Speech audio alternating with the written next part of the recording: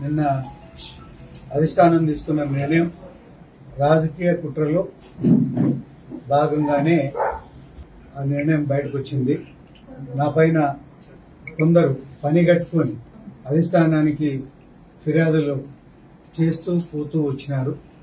2024 election ముందు కూడా ఫ్లెక్సీల విషయంలో మీకు అందరికీ మీరందరూ కూడా చాలా పాతోళ్ళు ఈ వృత్తిలో. మీ వృత్తిలో నేను రాజకీయ జీవితం మొదలుపెట్టినప్పటి నుంచి కూడా మా నాన్నగారి పేరు మీద ట్రస్ట్ ఉంది.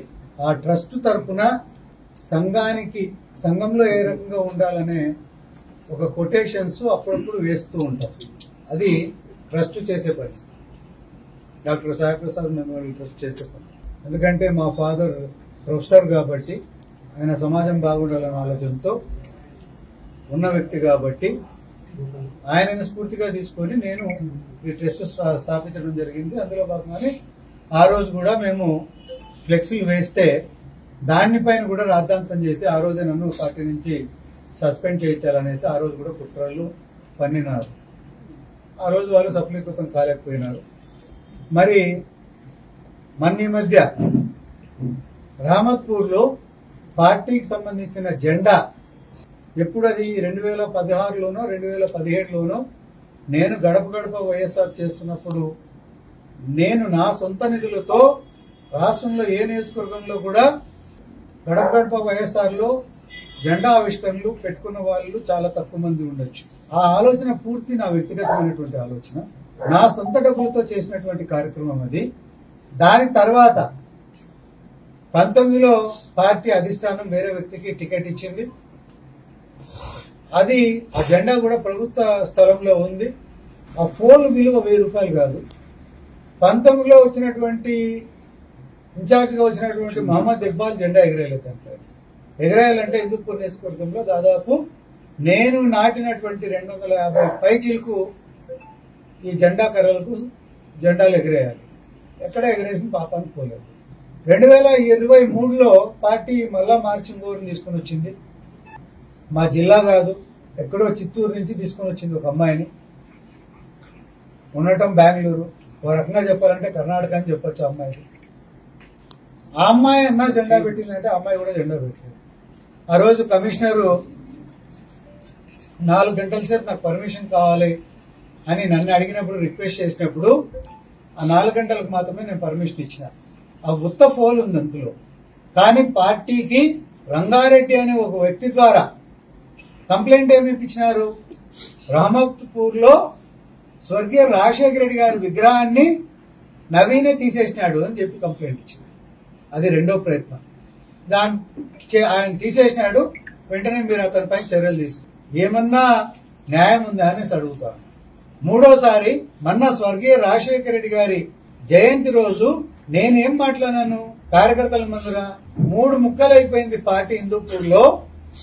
3 ముక్కలను అధిష్టానం కలపాల్సిన బాధ్యత తీసుకోవాలి, లేకోకుంటే పార్టీ నష్టపోతుందని నేను చెప్పిన.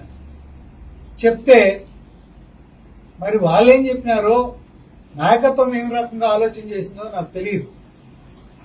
ఉరి తీసేవానికి కూడా చివరి కోరిక ఏమైనా అడుగుతారు.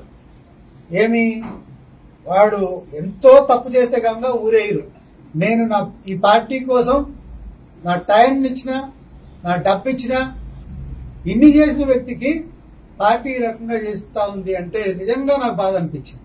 నేను 2013లో పార్టీలోకి వచ్చినప్పుడు 2014 నుంచి 19 వరకు ఆ రోజు అధికారంలో ఉన్నటువంటి తెలుగుదేశం పార్టీకి వ్యతిరేకంగా కార్యకర్తలకు, పార్టీకి అండగా ఉంటూ పార్టీని హిందూపూర్ నియోజకవర్గంలో ఏ స్థాయిలో పార్టీని అభివృద్ధి చేసినారనేది ఒక చిన్నపిల్లని అడిగినా కూడా చెప్తారు.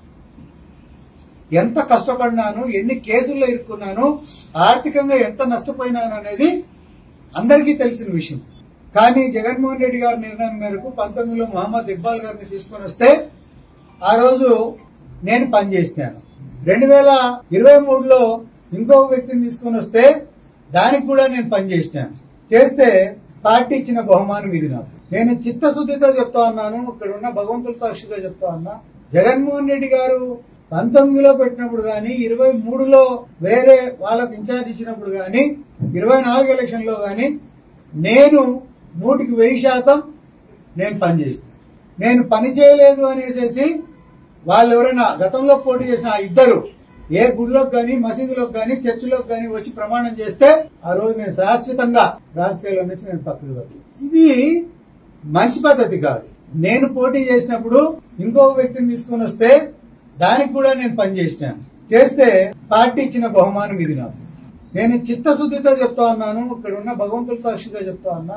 జగన్మోహన్ రెడ్డి గారు 19లో పెట్టినప్పుడు గాని 23లో వేరే వాళ్ళకి ఇన్ఛార్జ్ ఇచ్చినప్పుడు గాని 24 ఎలక్షన్లో గాని నేను 100% నేను పనిచేసిన. నేను పని చేయలేదు అనేసి వాళ్ళు ఎవరైనా గతంలో పోటీ చేసిన ఇద్దరు ఏ గుడిలోకి గాని మసీదులోకి గాని చర్చిలోకి గాని వచ్చి ప్రమాణం చేస్తే ఆ రోజు నేను శాశ్వతంగా రాజకీయాల్లో నుంచి నేను పక్కకు వెళ్తాను. ఇది మంచి పద్ధతి కాదు.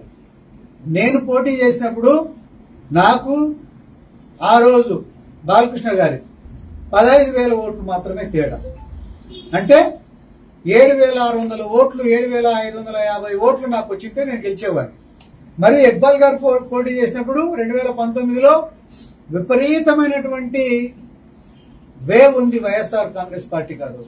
ఆ రోజు బ్రహ్మాండమైన మెజార్టీతో అందరూ గెలిచినారు. మరి అటువంటప్పుడు కూడా ఇక్బాల్ దాదాపు నాకు తెలిసి ఒక ఈవీఎం ఓపెన్ కాలే శనివారంది, అయినా కూడా ఆయన 20,000 చిల్లర ఓట్లతో ఆయన ఓడిపోయినారు. మొన్న జరిగిన ఎలక్షన్ లో అంటే నేను ఎందుకు ఇవన్నీ మీకు ఉదాహరణలు చెప్తానంటే ఒక సిట్టింగ్ ఎమ్మెల్యే పైన తర్వాత వచ్చే ఎలక్షన్ లో ఖచ్చితంగా 100% ఏ ప్రాంతంలో అయినా కానీ ఎక్కడైనా కానీ నెగటివ్ అనేది గ్యారంటీ ఉండే ఉంటుంది. అది రాజకీయాల్లో సర్వసాధారణం. కానీ హిందూపూర్ నియోజకవర్గానికి వచ్చేటప్పటికి దానికి భిన్నమైనటువంటి పరిస్థితి వస్తుంది. ఎందుకు వస్తుంది అని అంటే పార్టీ సరైన నిర్ణయాలు తీసుకోలేకపోవడం వల్ల ఈ పరిస్థితి ఏర్పడతా ఉంది. 38,000 చిల్లర ఓట్లతో ఆ పాప దీపిక ఓడిపోయింది. సో ఇవన్నీ కూడా బేరీ చేసుకోవాలి, ఇవన్నీ దీన్ని తగ్గట్టుగా ప్లాన్ వేసుకోవాలి, దాని తగ్గట్టుగా పార్టీని నిర్మాణం చేయాలి. 23 నుంచి హిందూపూర్ నియోజకవర్గంలో పార్టీ గెలవట్లేదని అనటంతో లాభాలు ఏముంటాయి? 14 నుంచి 14లో నాకు అవకాశం ఇచ్చినారు, 19లో అవకాశం ఇచ్చింటే 100% గెలిచిండేవాడిని. మరి పార్టీలు తప్పులు చేసి నా పైన అబండాలు వేసి నన్ను టార్గెట్ చేయడం ఇదే నాకు అసలు అర్థం కానటువంటి విషయంగా కనిపిస్తా ఉంది. నాకు నిన్న వాళ్ళు నన్ను సస్పెండ్ చేయటంలో వాళ్ళు చాలా కుట్రతో ఫస్ట్ నుంచి వాళ్ళు డే 1 నుంచి కూడా వాళ్ళు ఇక్కడికి వచ్చినప్పటి నుంచి కూడా ఒక కుట్రతోనే ముందుకెళ్తున్నారు. 29లో 100% నవీనం టికెట్ వస్తుంది, దాన్ని ఇప్పటి నుంచే మనం కొట్టాలి, ఇబ్బంది పెట్టాలి, ఒకసారి కొట్టేసేస్తే పంచాయతీ పోతుంది అనే ఆలోచనతో వాళ్ళు ఈ కుట్రతోనే పనిచేసినారు. దానికి కొంతమంది తోడైనారు పెద్దోళ్ళు, వాళ్ళ పేర్లు నేను చెప్పదలుచుకోలేదు. నేను ఒకటే మీకు అందరికీ నేను చెప్తా ఉన్నా, నా బలమైంది హిందూపూర్ నియోజకవర్గంలో అనేది అందరికీ తెలిసింది. నేను దాన్ని ప్రత్యేకంగా చెప్పదలుచుకోలేదు. అయినా కూడా ఈ రకంగా జరుగుతుంది అంటే ఇంకేం చెప్పాలో నాకు తెలియట్లే. తర్వాత కార్యకర్తకు కష్టం వస్తే హిందూపూర్ నియోజకవర్గంలో నిలబడే నాయకుడు ఎవరు ఉన్నారు అనేది కూడా చాలా స్పష్టమైనటువంటి విషయం. నవీన్ నిశ్చల్ తప్ప వేరే వాళ్ళు నిలబడరు అనేది అందరికీ తెలిసిన విషయం. నేను ముందుకు కూడా ఒకటే చెప్తా ఉన్నాను, ఈరోజు పార్టీ నిర్ణయం తీసుకుంది. నేను ఈ రోజు కాకపోతే రేపు పార్టీ నిజానిజాలు తెలుసుకుంటుంది. 3 నెలలకో 6 నెలలకో ఎవరైతే ఈ రోజు సంకలు గుద్దుకోవచ్చు, రేపు కూడా గుద్దుకోవచ్చు. లోకల్ బాడీ ఎలక్షన్స్ టైంకు ఇన్ని రోజులు ఏం చెప్తా ఉన్నారు, ఎందుకు మీరు పార్టీ కార్యక్రమాలు చేయట్లేదు అనేసి అధిష్టానం అడిగినప్పుడంతా నవీన్ నిశ్చల్ మాకు ఇబ్బంది పెడుతున్నారు, నవీన్ నిశ్చల్ వల్ల మేము ఏ కార్యక్రమం చేయట్లేదు. సో ఈ రోజు పార్టీ అధిష్టానానికి కూడా ఈ రకంగా చేయడం నాకు ఒక రకంగా మంచిదే అనిపించింది. ఎందుకంటే వాళ్ళ సత్తా తెలుసుకోవడానికి పార్టీకి ఈ రోజు క్లియర్ పిక్చర్, క్లియర్ బోర్డు కనిపిస్తారు. రేపొద్దునే వాళ్ళు పార్టీ కార్యక్రమాల్లో 100% ఫెయిల్ అవుతారు. ఫెయిల్ అయినప్పుడు నా బలం ఏంది అనేది, నా అవసరం ఏంది అనేది పార్టీకి ఆ రోజు గుర్తుకొస్తుంది. నేను ఇంతకు ముందే చెప్పిన, పార్టీ నన్ను సస్పెండ్ చేయడం వల్ల నాకు వచ్చిన నష్టం ఏం లేదు. నాకు ఇది రకంగా రాజకీయంగా గతంలో కూడా మీకు అందరికి గుర్తుండే ఉంటుంది, చాలా మంది సీనియర్లకు కాంగ్రెస్ పార్టీ గతంలో కూడా నా పార్టీని సస్పెండ్ చేసింది. ఏమైంది? 2009లో నన్ను సస్పెండ్ చేసింది పార్టీ. 2014లో నేను పోటీ చేసిన. ఇప్పుడు పార్టీ మళ్ళీ 25లో నన్ను సస్పెండ్ చేసింది, 29లో నేను పోటీ చేస్తాను. ఇదే జరుగుతుంది. సో నాకు వచ్చిన ఇబ్బంది ఏం లేదు. 2013లో నేను పార్టీలోకి రాకముందు వైఎస్ఆర్ కాంగ్రెస్ పార్టీ పరిస్థితి ఏమి అనేది మీరందరూ కూడా ఆలోచించండి. నేను పార్టీలోకి వచ్చిన తర్వాత వైఎస్ఆర్ పార్టీ పరిస్థితి ఎట్లా వచ్చింది, ఎంత బలం పెరిగింది అనేది కూడా మీరు అందరూ కూడా ఆలోచన చేస్తే మీకే నిజాలు అర్థమవుతాయి. మరి ఈ చిల్లర రాజకీయాలు చేసుకుంటా పోతున్నారు వీళ్ళు. నేను ఒకటే క్లారిటీ చెప్తా అన్నా, వైఎస్ఆర్ పార్టీ నాయకత్వానికి, అభిమానులకు, కార్యకర్తలకు, జగన్మోహన్ రెడ్డి గారు నాకు 2 సార్లు టికెట్ ఇవ్వకపోయినా కేవలం ఆయన పైన ఉన్నటువంటి అభిమానంతో ఆయన కోసం పనిచేస్తూ వచ్చిన పని చేస్తాను. కేవలం ఆయన పైన ఉన్నటువంటి అభిమానంతో ఆయన కోసం పనిచేస్తూ వచ్చిన పని చేస్తాను ముందు కూడా. దాంట్లో ఎక్కడా తేడాలు నన్ను సస్పెండ్ చేసేసినారు, నేను ఇంకో పార్టీ వైపు చూసే పరిస్థితి లేదు. సొంతంగా నేను రాజకీయాల్లోకి వచ్చినప్పటి నుంచి, 89లో రాజకీయాల్లోకి వచ్చినప్పటి నుంచి నాకు ఏదైతే నా మైండ్ లో ఉందో కాన్సెప్ట్ మేరకు నేను కంపల్సరీగా నేను పనిచేసుకుంటా పోతానే ఉంటా. నాకు పేద ప్రజానీకానికి ఏదో నాకు భగవంతుడు ఇచ్చిన శక్తి మేరకు నేను వాళ్ళకి తోడ్పాటు ఉంటా. దాంతో పాటు మరీ ముఖ్యంగా కార్యకర్తలకు ఈ సందర్భంగా చెప్పేది ఏంటంటే, ఎవరు కూడా డిలా పడాల్సిన అవసరం లేదు. డిలా పడద్దండి.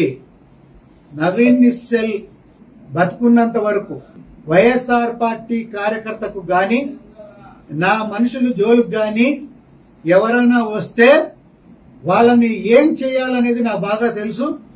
100కి 100% చేస్తా.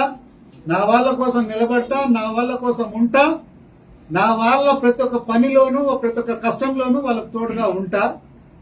రాజకీయంగా వాళ్ళని ఎదుగనిస్తూ నేను ఎదుగుతా. కాబట్టి పార్టీ ఇప్పటికైనా కూడా ఆలోచన చేసి, ఎవరైతే కుట్రలతో హిందూపూర్ కంకణం కట్టుకున్నారు, హిందూపూర్ వైఎస్ఆర్ పార్టీని నాశనం చేయాలని కంకణం కట్టుకున్నారు, ఆ ఉచ్చులో పడద్దండి అనేసి అధిష్టానాన్ని నేను కోరుతా ఉన్నా.